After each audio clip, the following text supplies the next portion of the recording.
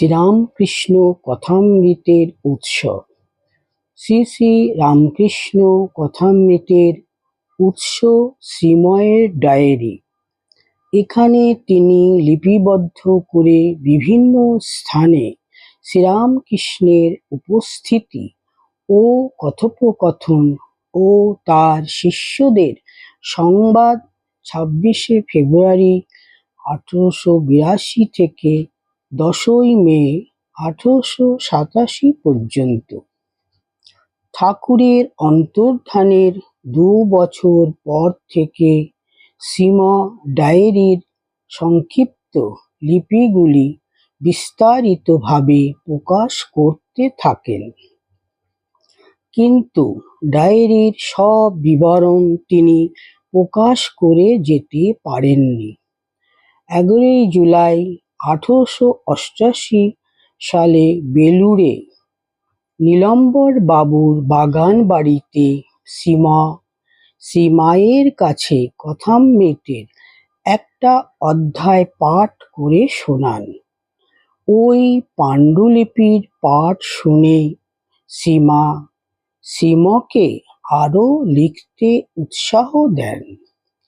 15 March 1890 শ্রীম মায়ের কাছে আর একটি অধ্যায় পাঠ করেন এবং তা ছাপানোর অনুমতি ও আশীর্বাদ লাভ করেন।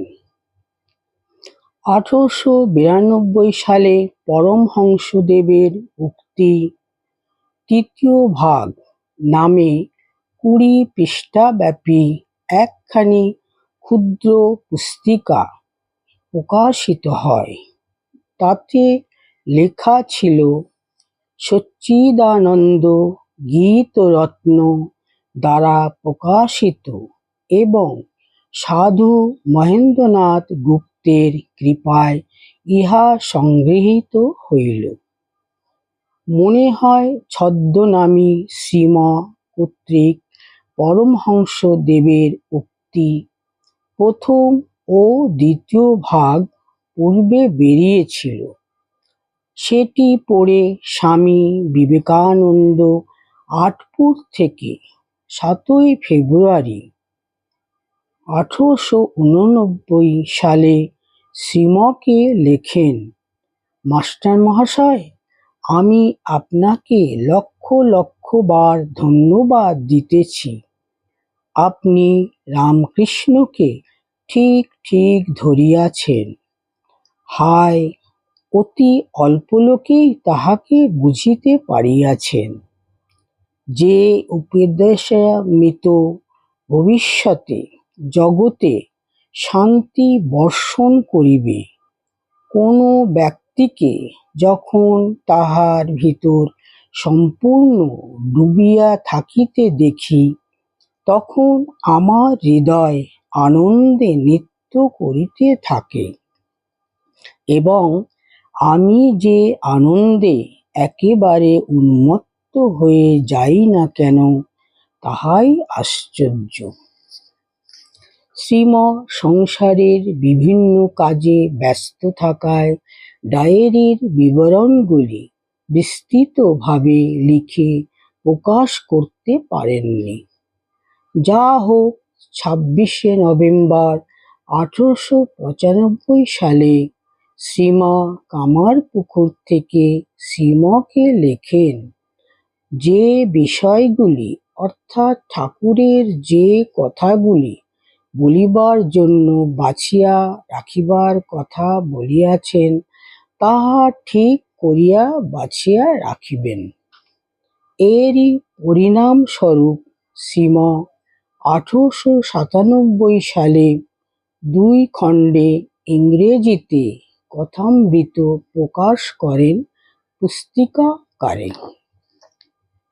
শ্রীমায়ের কথায় অনুপ্রাণিত হয়ে শ্রীম ধারাবাহিকভাবে ইংরেজিতে ব্রহ্মবাদীন পত্রিকায় leaves from the gospel of the lord Shri Ramakrishna প্রকাশ করতে থাকেন। স্বামীজি প্রথম সংখ্যাটি পড়ে 11 অক্টোবর 1897 সালে রাওয়ালপিন্ডি থেকে শ্রীমকে লেখেন, তোফা হয়েছে বন্ধু তোফা, এতদিনে আপনি ঠিক কাজে হাত দিয়েছেন। গর্ত থেকে বেরিয়ে আসুন বন্ধু, সারা জীবন ঘুমিয়ে কাটাবার নয়, সময় বয়ে যাচ্ছে, সাবাস এই তো কাজ। পুস্তিকা প্রকাশের জন্য অজস্র ধন্যবাদ। কেবল ভয় হয়, পুস্তিকাকারে প্রকাশ করলে খরচে পোষাবে না। কুছ পরোয়া নেই, টাকা হোক বা না হোক, দিবালোকে তা বেরিয়ে আসুক। আশীর্বাদ পাবেন অনেকের, বেশি লোকের কাছ থেকে অভিশাপ। কিন্তু বৈশাহী সৎ কাল বন্তা সাহেব, এই হলো সময়। তারপর স্বামীজি যখন দেরাদুনে, তখন দ্বিতীয় খণ্ডটি পান। তিনি 24শে নভেম্বর 1897 সালে শ্রীমকে আবার লেখেন, দ্বিতীয় পুস্তিকাটির জন্য অসংখ্য ধন্যবাদ, বাস্তবিকই অপূর্ব, প্রচেষ্টা একেবারে মৌলিক।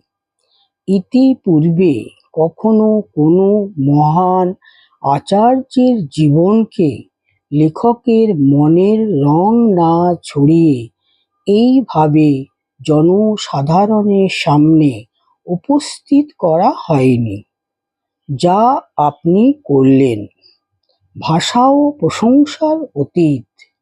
এমন সজীব, তীক্ষ্ণ, প্রত্যক্ষ, অথচ এমন সহজ স্বচ্ছন্দ, কতখানি যে উপভোগ করেছি বলে বোঝাবার ভাষা নেই।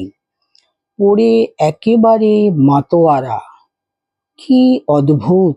আমাদের আচার্য, আমাদের প্রভু ওহেন মৌলিক, আমাদের সকলকেও তাই মৌলিক হতে হবে, নচেৎ সব বরবাদ। এখন বুঝতে পারছি আমাদের মধ্যে আর কেউ কেন আগে তার জীবনী লেখার চেষ্টা করেনি। ওই বিরাট কাজটা আপনার জন্যেই তোলা ছিল। স্পষ্টতই তিনি আপনার সঙ্গে আছেন। সক্রেটিসের সংলাপে আগাগোড়াই প্লেটো, আর আপনি আছেন সম্পূর্ণ অন্তরালে। তদুপরি নাটকীয় অংশ অসাধারণ সুন্দর।